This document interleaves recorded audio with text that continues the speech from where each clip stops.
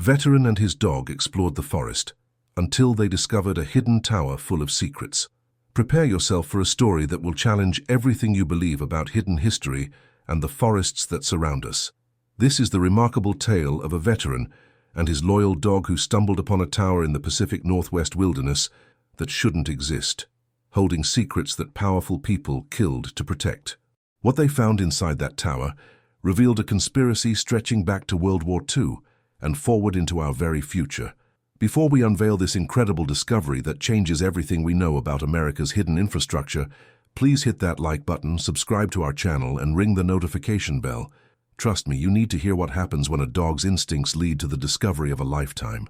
The morning mist hung thick between the Douglas firs as Ryan Foster made his way along the unmarked trail, his boots finding purchase on the damp earth with the practiced ease of someone who'd spent years navigating hostile terrain.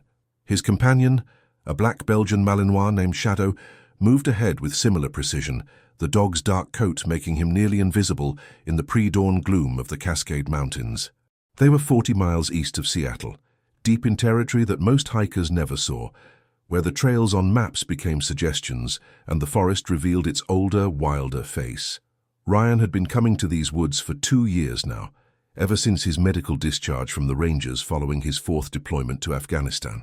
The shrapnel from an IED had torn through his left shoulder and damaged his spine, leaving him with chronic pain and a tremor in his left hand that ended his military career at 32. Shadow had been assigned to him 18 months ago, trained not just as a service dog, but specifically for veterans with Ryan's combination of physical and psychological injuries. The dog could detect the onset of panic attacks, provide stability when Ryan's balance wavered, retrieve dropped items, and create space in crowds.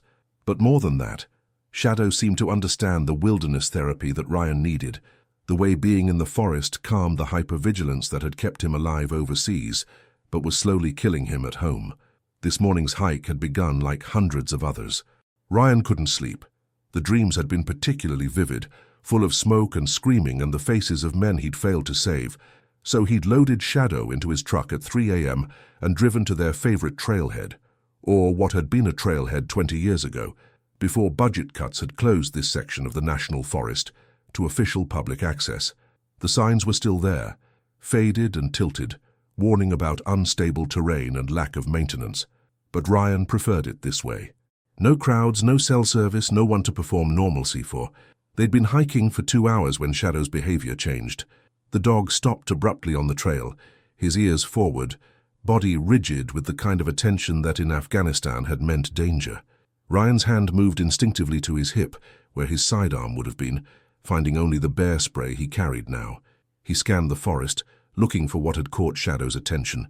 Bear, possibly, or a cougar, though Shadow's training usually had him indicating predators differently. Then Ryan saw it too, a structure rising through the trees about 100 yards off the trail, so covered in moss and overgrowth that it looked almost organic, like the forest had grown it rather than humans building it. It was a tower, stone and concrete from what he could see, maybe 60 feet tall, with narrow windows that had long since lost their glass. The architecture was wrong for a Forest Service fire tower, too elaborate for a radio relay station. It looked older, more substantial, built to last centuries rather than decades. Shadow was already moving toward it, not with the caution of approaching danger, but with the purposefulness Ryan recognized from the dog's detection training. He was tracking something, following a scent or signal that pulled him forward with unusual intensity. The tower sat in a small clearing, though clearing wasn't quite right. The trees had been cut back once but were returning, their branches reaching toward the structure like grasping fingers. The door, heavy steel painted to look like wood, hung partially open. The lock had been cut recently from the look of the bright metal exposed by the bolt cutters. Ryan should have turned back. Every instinct from his military training said this was wrong, dangerous, a situation to report rather than investigate. But Shadow had already entered, and Ryan couldn't leave his dog. He followed, pulling out his tactical flashlight, the powerful beam cutting through the darkness inside. The ground floor was a single room, circular, with a metal staircase spiraling up along the wall, but it wasn't empty. Equipment lined the walls, not abandoned but maintained, dust-free, with LED lights blinking on various panels. The technology was a mix of eras, Vacuum tubes alongside digital displays, manual switches next to touchscreens, cables that looked like they belonged in a 1950s telephone exchange running into a server rack that couldn't be more than a year old. Shadow was at the stairs, whining, clearly wanting to go up. Ryan followed, each step echoing metallically despite his efforts to move quietly. The second floor was files, thousands of them, in filing cabinets that ringed the room. Ryan pulled one open at random. The documents inside were dated 1952, stamped with classification markings he recognized and others he didn't, project names that meant nothing to him. Tree line, watchtower, deep forest. Shadow kept climbing, so Ryan did too. The third floor made him stop and stare. Maps covered every surface, not just of Washington state but of the entire Pacific Northwest, from Northern California to British Columbia. Red pins marked locations, connected by different colored strings like a conspiracy theorist's fever dream. But these maps were official, military, some bearing the seal of the Army Corps of Engineers, others from agencies Ryan didn't recognize. Each pin had a number. Ryan found a ledger on a desk and matched the numbers to entries. Each one was another tower, another structure, hidden in forests across the region. Dozens of them, maybe hundreds, all connected by underground cables, all part of something called the Continental Shield Network. Shadow had continued up, and Ryan heard him bark. His alert bark, the one that meant he'd found what he was looking for. Ryan climbed faster, emerging onto the fourth floor to find Shadow sitting in front of a wall of monitors. Most were dark, but 3 were active, showing grainy black and white footage. Ryan recognized the style. Trail cameras, the kind hunters used, but these were showing other towers, structures identical to the one he was in. Motion on one screen caught his eye. A figure walking past one of the other towers, then another figure, then dozens, all moving in the same direction, all carrying equipment, all dressed in unmarked tactical gear. A sound from below made Ryan freeze, the front door closing properly this time. Footsteps, multiple sets trying to be quiet, but not quiet enough for someone trained to detect ambushes. Ryan looked for another exit and found it, a ladder leading to a roof hatch. He climbed quickly, Shadow following with the agility that made Malinois perfect military dogs. The roof was flat, with a low parapet. Ryan stayed low, peering over the edge. 3 vehicles had arrived, black SUVs with government plates but no agency markings. Men were emerging, 8 of them, armed but not military. Private contractors, from the look of their mixed gear and lack of uniform precision. Ryan pulled out his phone, hoping for enough signal to call for help, but there was nothing. Of course not. They were too deep in the forest. He was alone except for Shadow, outnumbered 8-1, with only bear spray and a knife for weapons. But he'd been outnumbered before. And this time he had something he hadn't had in Afghanistan, home field advantage and a dog trained for more than just service work.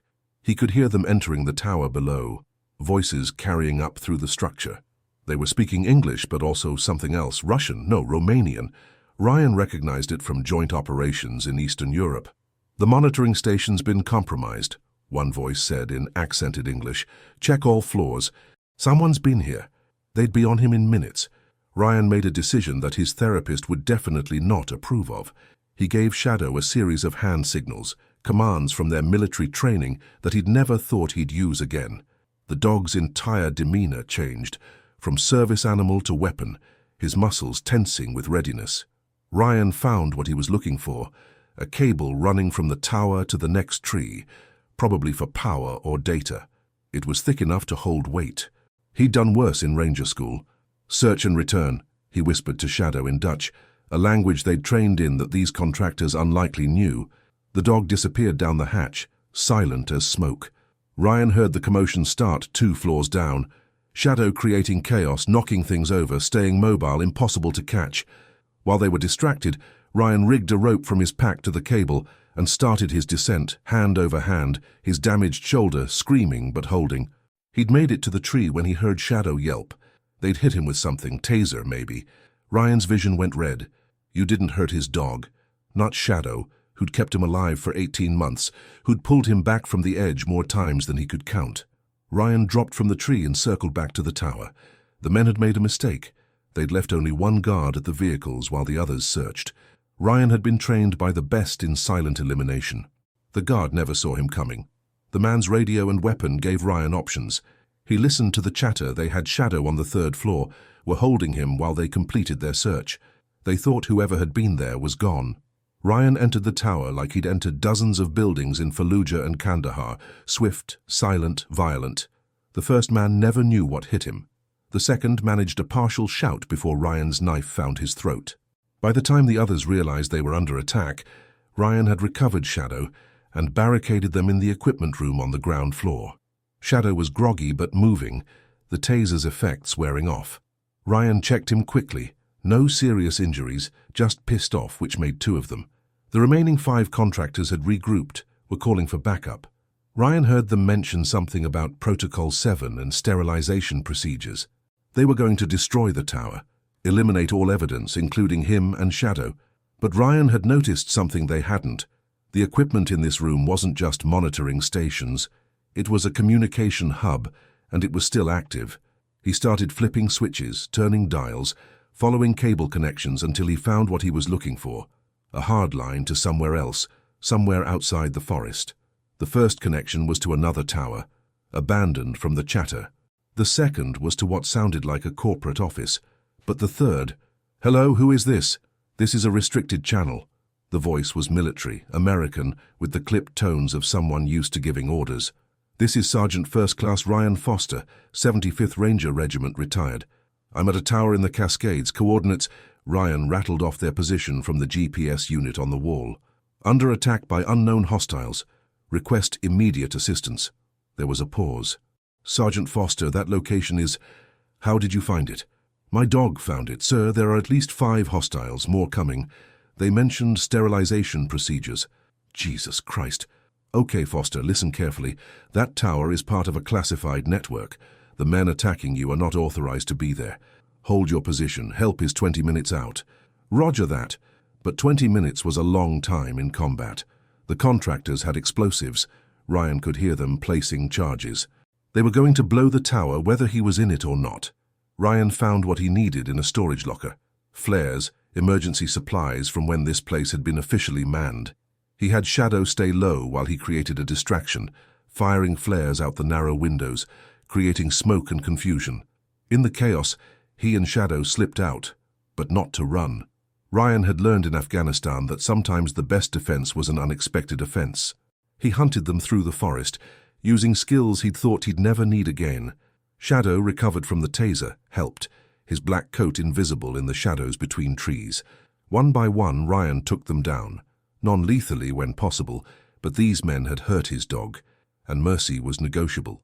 By the time the helicopters arrived, 2 Black Hawks with no markings, Ryan had 4 contractors zip-tied with their own restraints, and the 5th needing medical attention.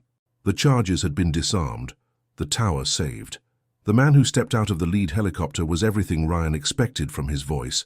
Tall, grey-haired, bearing the kind of authority that came from decades of command. His uniform bore stars but no name tape. "Sergeant Foster," he said, extending a hand. "General Morrison, Defense Intelligence Agency. You've stumbled onto something that doesn't officially exist." "The Continental Shield Network," Ryan said. "I saw the maps." Morrison's eyebrows rose. "You saw quite a bit. Walk with me." They entered the tower together, Shadow staying close to Ryan's side. Morrison surveyed the equipment room with a practiced eye. "This network was built during the Cold War," he explained. "Towers like this one, all connected, all monitoring. Officially, they were watching for Soviet aircraft, tracking weather patterns, normal defense stuff. Unofficially," he paused. "What do you know about Operation Paperclip?" "Nazi scientists brought to America after World War II," Ryan answered. "Among others. Some of those scientists were working on projects that couldn't be conducted near populated areas, projects that required monitoring, containment. These towers were built to watch those sites to ensure nothing escaped." "Escaped?" Morrison led him to the 3rd floor to the maps. "Each pin is a site. Some are abandoned now, supposedly. Others are still active. The network was officially shut down in 1991, but certain elements wanted it maintained. Privately, quietly. The contractors? Corporate interests. Some of what was developed at these sites has commercial applications. Biotech, energy, communications technology decades ahead of what's public. They've been looting these sites for years. reverse engineering what they find. Morrison pointed to a cluster of pins in Oregon. 3 months ago, a team like the one you just stopped hit a site there. What they released, well, let's just say the wildfires that burned through that area weren't entirely natural. Ryan felt the implications hit him. How many sites are compromised? We don't know. The network was compartmentalized. No one person knew all the locations, but someone's been putting it together, finding the towers, accessing the monitoring stations to locate the sites. Who? That's what we're trying to find out. These contractors were Romanian, but they're just mercenaries. Someone's paying them, someone with knowledge of the original project. A computer in the corner beeped. Morrison went to it, typing rapidly. His face paled. They triggered something before you stopped them. A data dump. Everything in this tower's been transmitted somewhere. Where? Morrison pulled up a map on one of the monitors. A location in Seattle blinked red. Nexus Dynamics. A tech company that's been buying up forest land for renewable energy projects. But if they have this data, they'll know where all the sites are. Ryan finished. Morrison turned to him. Sergeant Foster, I know you're retired, medically discharged, but right now you and your dog are the only ones who've successfully stopped one of these raids. I need your help. Ryan looked at Shadow, who was watching him with those intelligent eyes that had seen him through so much. The dog's tail wagged once, as if in agreement. What did you have in mind? Ryan asked. Over the next hours, Morrison explained the full scope. The Continental Shield Network wasn't just monitoring sites, it was containing them. Each location held something different. Some were weapons projects that had gone wrong. Others were energy experiments that had succeeded too well. A few were biological research stations where things had been created that shouldn't exist. In 1954, a scientist named Dr. Heinrich Voss was working at Site 17 in Northern California, Morrison said, showing Ryan a file. He was developing what he called living metal, a substance that could self-repair, adapt, learn. The official report says the project was terminated after an accident killed the research team. But the site's still hot, still active. The tower monitoring it shows movement, changes, growth. Something's still alive in there. Has been for 70 years. Ryan studied the files, his mind working through the tactical implications. These corporations, if they access sites like that, best case scenario, they cause another Chernobyl. Worst case, they release something that makes COVID look like a cold. So we stop them. We need to. But officially I can't act. These sites don't exist. This network was never built. You, however, are a private citizen who stumbled onto corporate espionage. Ryan understood. Plausible deniability. Black ops without the official sanction. I'll need resources, he said. You'll have them. And a team if you want one. Ryan thought about it. I work better alone. With Shadow. Morrison smiled. Figured you'd say that. But I've got someone you should meet. The someone turned out to be Dr. Elizabeth Chen, a woman in her 40s with the kind of intense focus Ryan recognized from intelligence analysts. She was in the tower's second floor, speed reading through files. Dr. Chen worked on the original network, Morrison explained. She's the one who's been tracking the breaches. Chen looked up, studying Ryan with sharp eyes. You're the one who stopped them, alone. I had Shadow. She smiled at that. I've been trying to get someone to listen for 3 years. These sites, they're not just dangerous, they're revolutionary. The technology in them could solve energy crisis, cure diseases, transform transportation, but only if accessed correctly, safely. And Nexus Dynamics doesn't care about safely, Ryan guessed. Nexus Dynamics is run by Viktor Kozlov, grandson of one of the original paperclip scientists. He believes this technology is his birthright, stolen by the American government. He's been systematically locating and raiding sites for a decade. Chen showed them a tablet with corporate records. He's smart. Each raid looks like something else, a wildfire, a chemical spill, an industrial accident. He takes what he wants and destroys the rest. How many sites has he hit? Ryan asked. 12 that we know of, but there are 47 sites total. If he gets the data from this tower, he'll know where all of them are. Shadow suddenly alert, his nose pointing toward the stairs. Ryan heard it too. Vehicles approaching. Morrison checked his phone. That's not my people. They looked out the window. A convoy of vehicles was approaching, more than before. Nexus Dynamics had sent reinforcements. How did they find us so fast? Chen asked. Ryan realized with a sinking feeling. The data dump, it went both ways. They know we're here. Morrison was already on his radio calling for backup, but it would take time. The convoy would be here in minutes. There's another way, Chen said suddenly. The network isn't just monitoring, it's connected. Each tower can trigger defenses at its assigned sites. Defenses, automated systems, lockdowns, containment protocols. If Kozlov's people are at multiple sites, we can trap them, Ryan finished. Chen's fingers flew over the keyboard. I need 5 minutes. They didn't have 5 minutes. The vehicles were pulling up, men deploying. These ones better equipped than the first team. Ryan counted at least 20. I'll buy you time, Ryan said. Foster, that's suicide, Morrison protested. No, it's Rangers. We own the night, and in a forest, it's always night. Ryan and Shadow slipped out through a maintenance hatch Chen showed them, emerging into the forest as the Nexus team surrounded the tower. Ryan had taken weapons from the fallen contractors. Not much, but enough. What followed was a deadly game of cat and mouse through the trees. Ryan used every trick he'd learned in years of combat, with Shadow as his perfect partner. They'd separate, attack from different angles, disappear before the enemy could respond. The forest itself became their weapon. Deadfalls became traps, streams covered their movement. The dense canopy hid their approach. But there were too many, and they were learning his patterns. Ryan and Shadow were being pushed back toward the tower when Chen's voice crackled over a radio he'd taken. Now, get inside now. Ryan and Shadow sprinted for the tower as something extraordinary happened. Every piece of electronic equipment the Nexus team carried died simultaneously. Radios, night vision, vehicles, everything electronic just stopped. Chen had triggered something in the network, an EMP pulse that had been built into the tower's defenses. In the confusion, Ryan and Shadow made it inside. Chen was smiling grimly at her screen. I've locked down 7 sites where Nexus teams were actively working. They're trapped inside containment protocols that won't release for 72 hours. Long enough to get real teams there, Morrison said with satisfaction. But their celebration was short-lived. The tower shook as explosives detonated outside. The Nexus team, deprived of their technology, had gone primitive. They were going to bring the tower down with brute force. We need to leave, Morrison ordered. Wait, Chen said. There's something else. I found it in the files. Site 1, the original. It's here in Washington, deep in the Olympic National Forest. It's where they kept the master controls for the entire network. And according to these readings, it's been active. Someone's been there using it recently. Another explosion closer. The tower's structure groaned. We go to Site 1, Ryan decided. If someone's using it, they're either part of this or another player we don't know about. Morrison nodded. My helicopters are 5 minutes out. We'll extract under fire if needed. Those 5 minutes were the longest of Ryan's life.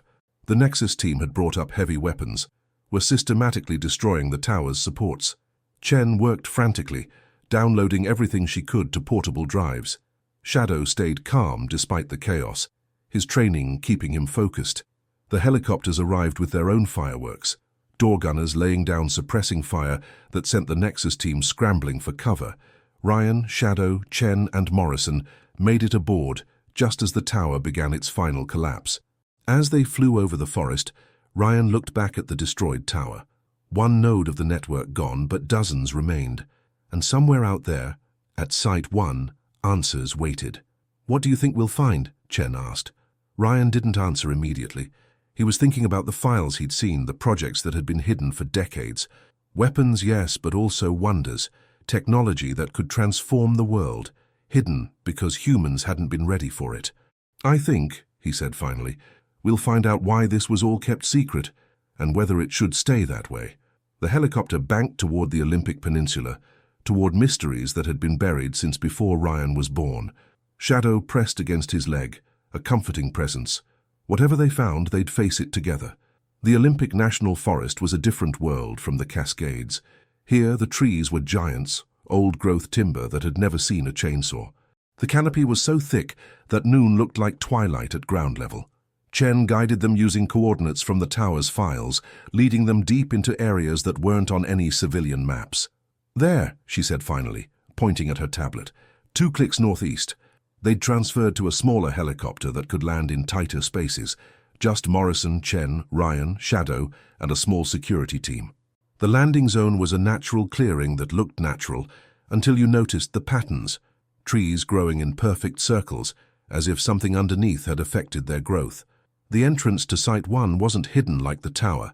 It was a concrete structure built into a hillside, massive blast doors that belonged on a nuclear bunker. But the doors were open, had been for years, from the look of the vegetation growing around them. "Someone's definitely been here," Morrison observed, pointing to tire tracks, recent ones. They entered carefully, weapons ready. The corridor beyond the doors was lit by modern LED strips that had been retrofitted over older fluorescent fixtures. Someone had been maintaining this place, updating it. The first chamber they entered took Ryan's breath away. It was vast, carved from living rock, filled with technology that spanned decades. Computer banks from the 1960s sat next to quantum processors that shouldn't exist yet. Maps covered one wall, not just of the Pacific Northwest, but of the entire world, marked with thousands of pins. "My God," Chen breathed. "The network is global." A voice spoke from speakers they couldn't see, elderly but strong. "It took you long enough to find this." An old man emerged from a side passage, moving slowly but steadily. He was in his 90s at least, wearing a simple sweater and slacks, looking like someone's grandfather rather than the guardian of impossible secrets. "Dr. Voss," Chen gasped. "You're supposed to be dead." "Heinrich Voss died in 1954, the man agreed. "I'm Henry Ross, have been since then. I've been maintaining the network, keeping the sites contained, waiting for someone to finally come looking with the right intentions." "You've been here alone?" Morrison asked, his weapon lowered but ready. "Not alone. I've had assistance over the years, people who stumbled onto the truth and chose to help rather than exploit. But I'm the last one who remembers why we built all this." Ross led them deeper into the facility, to a control room that looked like NASA mission control crossed with a mystic's sanctuary. Screens showed feeds from towers and sites across the globe. "Operation Paperclip wasn't just about German scientists," Ross explained. "We found things in Germany, in Japan, in the Soviet Union after the war, things that weren't entirely terrestrial. Crashed vehicles, technology, sometimes bodies. The sites were built to study them, to reverse engineer what we could, to contain what we couldn't." "Aliens?" Ryan asked bluntly. "Perhaps. Or time travelers, or dimensional visitors. We never knew for certain. But the technology was real, decades or centuries ahead of us. Some of it we learned to use. Your smartphone has components that came from Site 12. Some of it we had to bury because we weren't ready." Ross showed them a sealed vault. "In there is a power source the size of a baseball that could run New York City for 1,000 years. Next to it is a weapon that could turn the entire Pacific Ocean to steam. Above us is a medical device that can cure any disease, but would destroy our economy if released without preparation. And Kozlov wants all of it," Morrison said. "Kozlov is a fool who thinks he understands his grandfather's work. But there are others, smarter, more dangerous. Governments, corporations, groups that don't have names. They've been circling for years, getting closer." An alarm sounded.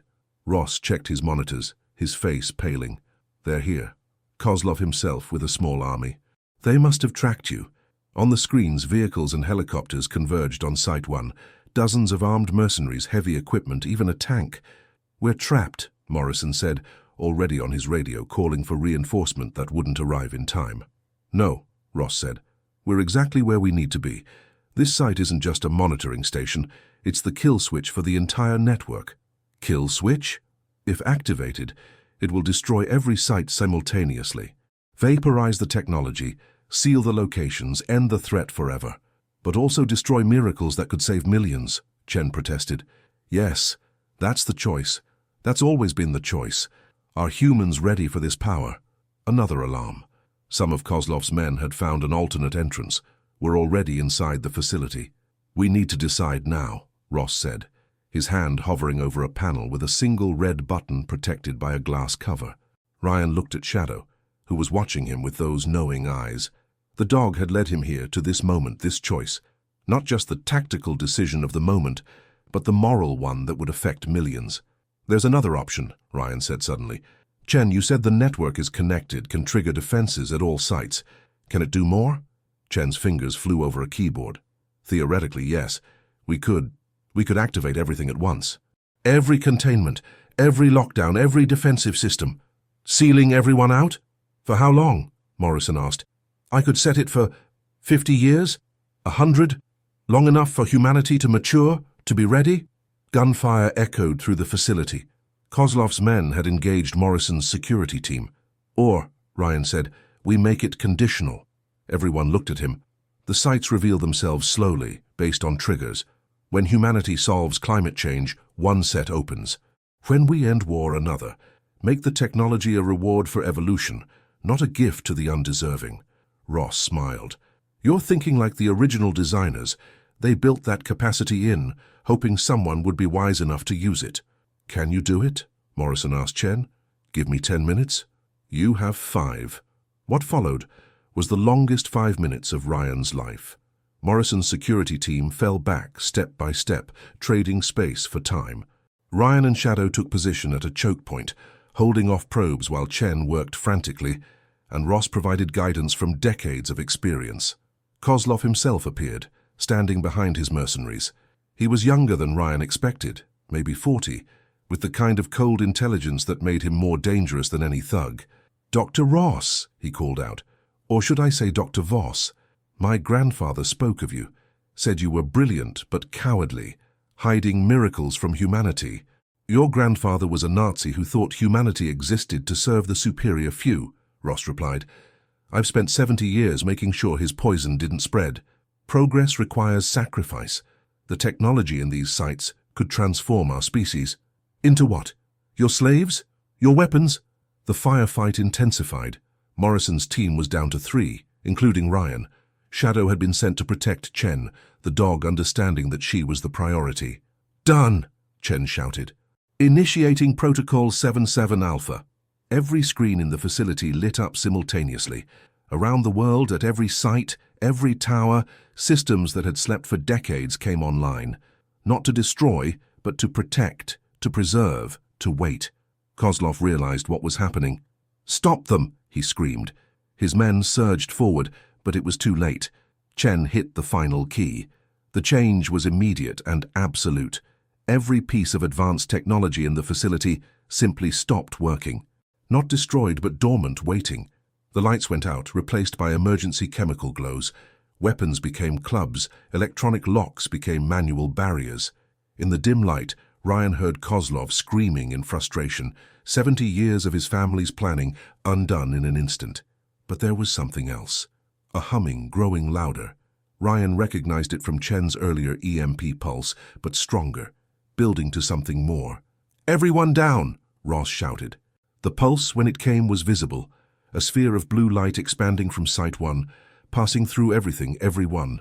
Ryan felt it move through him like warm water, scanning, evaluating, judging. When it passed, Kozlov and his men were unconscious, not dead but down, their bodies overwhelmed by whatever the pulse had done. "Neural pacification," Ross explained. "Anyone who came with hostile intent gets a 3-day nap. Old defensive system, never thought I'd see it used." Morrison's reinforcements arrived 30 minutes later, finding a scene they couldn't quite process. Dozens of unconscious mercenaries, a facility full of dormant wonders, and 4 people and a dog who'd changed the course of human history. The cleanup took weeks. Kozlov and his organization were disbanded, its members prosecuted for various crimes that could be proven without revealing the sites. The towers were officially decommissioned, their technology removed or destroyed. Site 1 was sealed, its entrance welded shut and buried under a landslide that would take serious effort to remove. But the real work was just beginning. Chen's program was running, monitoring humanity's progress, waiting for milestones that would unlock the site's treasures. The first had already been set when carbon dioxide levels dropped below 350 parts per million. A site in Greenland would reveal technology for clean, unlimited energy. Ryan found himself with a new job, officially a consultant for the Department of Interior, unofficially the watchman for sites across the Pacific Northwest. He and Shadow spent their days hiking the forests, checking on sealed locations, ensuring no one tried to break the locks before humanity was ready. Dr. Ross, finally free of his 70-year vigil, retired to a cabin not far from where Ryan lived. They met weekly, the old man teaching Ryan about the sites, their history, their promise. "Do you think we made the right choice?" Ryan asked one evening, watching the sunset through the trees. "We gave humanity a chance to earn its miracles rather than steal them," Ross replied. "That's all anyone can do."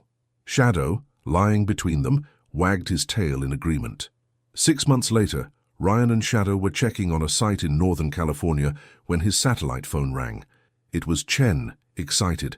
"Ryan, something's happening. The sites, they're responding to something." "To what?" "I don't know, but it started an hour ago. Low-level activation at multiple locations, not opening, just awakening." Ryan looked at Shadow, who was already alert, facing north. "We'll check the nearest site," Ryan said.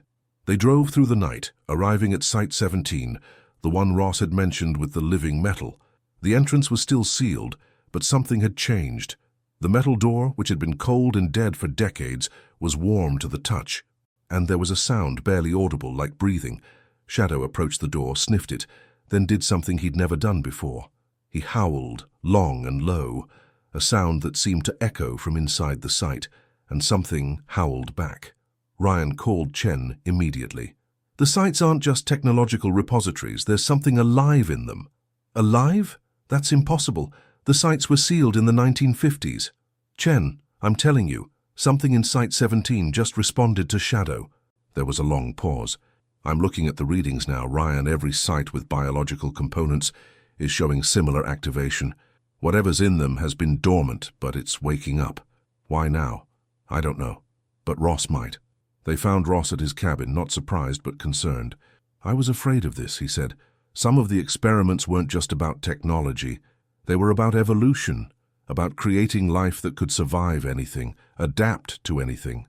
We thought we'd terminated those projects, but life finds a way." "Are they dangerous?" Morrison asked, having joined them via secure video link. "Not necessarily. They were designed to be beneficial, organisms that could clean pollution, heal injuries, terraform dead worlds. But they were also designed to be intelligent, to make their own decisions. And they've been thinking for 70 years, Ryan said. Apparently. Over the following days, the situation evolved rapidly. The biological sites weren't trying to break free, but they were definitely active. Sensors detected complex chemical processes, electromagnetic signatures that suggested communication, even what might have been music. Harmonics that followed mathematical patterns too complex to be random. Chen made the breakthrough. They're not just communicating with each other. They're trying to communicate with us. Look at this. She showed them a pattern that had emerged across all the biological sites, a repeated sequence that, when converted to binary and then to ASCII, spelled out a single word. Ready. Ready for what? Morrison asked. Ryan thought he knew. Ready to help. They've been listening, learning, waiting. They know about climate change, about pandemics, about all our problems. They're offering to help. But the sites are sealed until humanity meets the conditions, Chen pointed out. Unless, Ross said slowly, the sites themselves decide we need help now. The original programming allowed for emergency overrides if humanity faced extinction-level threats. And with climate change, pandemics, potential nuclear war, Morrison trailed off. The sites might decide we need intervention whether we've earned it or not, Ryan finished. As if in response, every monitoring station lit up simultaneously. The sites weren't opening, but something was emerging from them. Not physically, but digitally. Information, formulas, designs, flowing into databases worldwide. Not everything, just enough. Designs for carbon capture devices that actually worked. Formulas for antibiotics that could defeat resistant bacteria. Blueprints for renewable energy systems that were actually renewable. They're giving us tools, Chen said in wonder. Just enough to save ourselves, but not enough to destroy ourselves. Ryan watched the data flow, thinking about the journey that had brought him here. A damaged veteran and his service dog, stumbling onto a secret that connected past and future, human and possibly inhuman, terror and hope. What happens now? He asked Ross. Now we guide. We watch. We make sure these gifts are used wisely. The sites are still sealed, still waiting for humanity to truly earn full access. But they're not passive anymore. They're partners. Teachers, maybe. Shadow barked, drawing their attention to the window. Outside in the forest, lights were visible. Soft, blue-green, beautiful. Bioluminescence from organisms that shouldn't exist, emerging from the ground around Site 17. They're beautiful, Chen breathed. And beneficial, Ross added, checking his instruments. They're breaking down toxins in the soil, fixing decades of pollution. Ryan understood then. The sites, the network, the decades of secrecy, it had all been leading to this. Not humanity conquering advanced technology, but entering into partnership with it. Not seizing power, but earning wisdom. We're going to need more watchmen, he told Morrison. People to monitor the sites, guide the integration, ensure the balance. I know some veterans who might be interested, Morrison replied. People like you, broken but not beaten, looking for purpose. Ryan nodded, his hand on Shadow's head. The dog had started all this, following instincts that led to revolution, but not the violent kind. An evolution, slow and careful, and exactly what humanity needed. 1 year later, Ryan stood before a group of new recruits, all veterans, all with service dogs. The Watchmen, they called themselves, guardians of sites that were slowly transforming the world. You're not here to fight, he told them. You're here to protect, to guide, to ensure that humanity's greatest gifts don't become its greatest curses. Your dogs will show you things you can't see, lead you places you wouldn't think to look. Trust them. They understand things we're only beginning to grasp. Shadow, now wearing a vest that marked him as the alpha of the pack, moved among the new dogs, greeting each one. They all had the same quality he did, that unusual intelligence, that ability to sense what others couldn't. Chen had discovered that the dogs weren't randomly selected. The sites had been influencing breeding programs for decades, creating animals that could interface with the technology, bridge the gap between human and other. The dogs were as much a part of the plan as the towers and sites. The forest will test you, Ryan continued. The sites will challenge everything you think you know.